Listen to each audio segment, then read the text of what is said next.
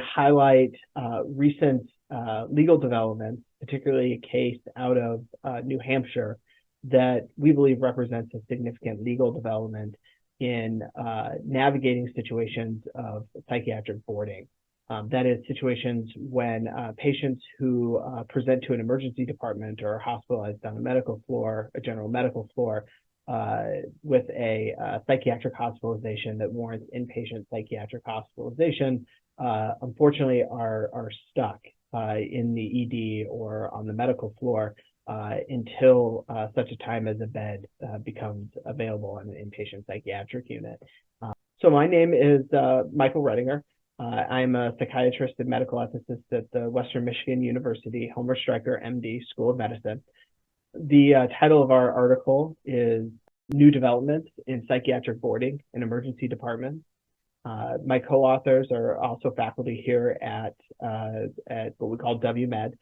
Tyler Gibb, who is a lawyer and healthcare ethicist, and Dr. Catherine Redinger, who is a emergency medicine physician.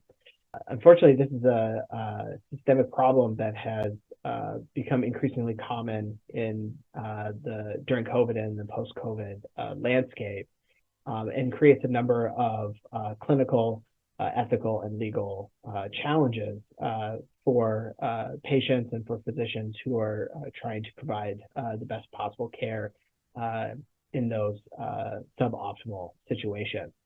And so we highlight recent developments, legal developments that may impact public policymakers and improve the boarding situation. We also highlight situations that other healthcare systems or governments have taken across the United States to try to decrease the prevalence and the impact of psychiatric boarding. And we also highlight actions by professional medical societies and others to try to drive a government response to this systemic challenge. One of the reasons why we highlight the legal case is that there have been a number of legal precedents set by patients and patient advocacy groups that have sued their state health systems, arguing that the situation of psychiatric boarding violates their constitutional due process rights. And historically, those cases have been successful, but haven't navigated a long-lasting solution to this problem. The recent case out of New Hampshire highlights a situation in which a group of New Hampshire hospitals joined a lawsuit that a group of patients had followed. And they made a novel legal argument, arguing that not only were the patients' rights being violated, but in fact, the hospital's rights were being violated, that they were being, their Fourth Amendment rights against unwarranted seizure of their property was being violated by the state in these situations because of the associated costs of housing patients, feeding patients until an inpatient psychiatric bed could be identified, which may take days to weeks in certain circumstances.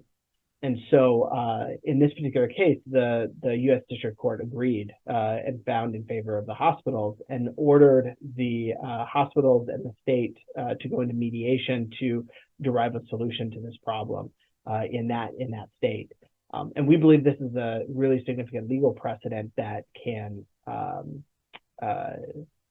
that might drive policy changes in other states and increase things like increased number of psychiatric beds funded by the state to minimize the likelihood of boarding, and to identify other potential solutions that might also decrease the risk of boarding.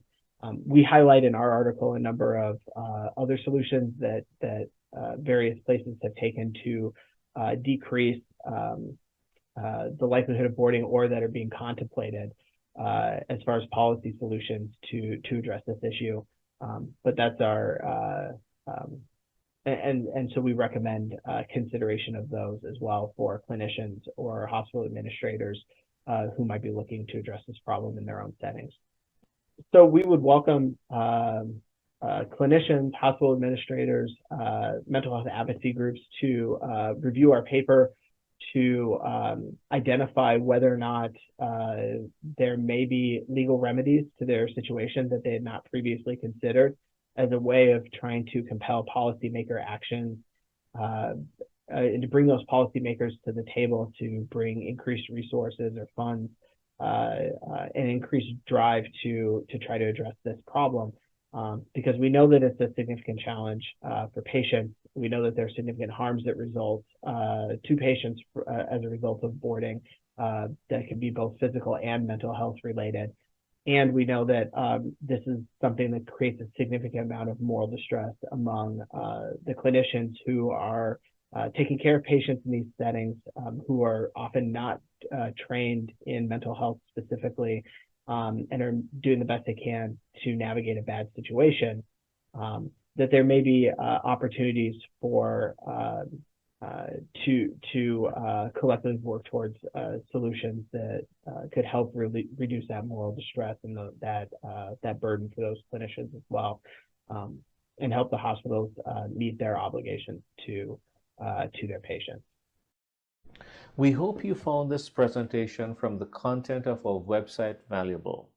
Our journal's mission is to promote the best interests of patients by advancing the knowledge and professionalism of the physician community. If you are interested in more information about us, our homepage is www.mayoclinicproceedings.org. There you'll find access to information for our social media content, such as additional videos on our YouTube channel or journal updates on Facebook. You can also follow us on Twitter. More information about healthcare at Mayo Clinic is available at www.mayoclinic.org. This video content is copyrighted by Mayo Foundation for Medical Education and Research.